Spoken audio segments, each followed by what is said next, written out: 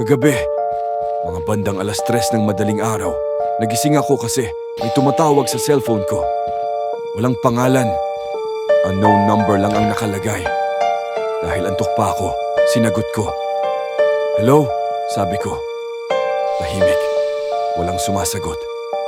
Tapos, ilang segundo lang. Bigla akong narinig yung boses ko.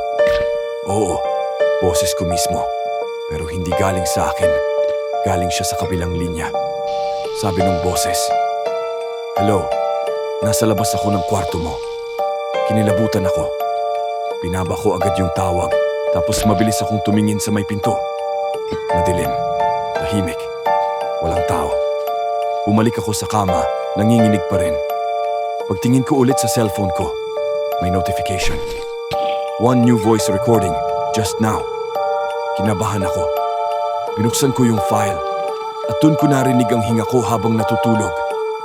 Pero sa dulo ng recording, may tunog ng pinto kong dahan-dahang bumubukas.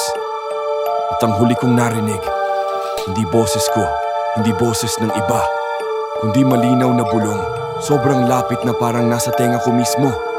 Nandito na ako sa loob.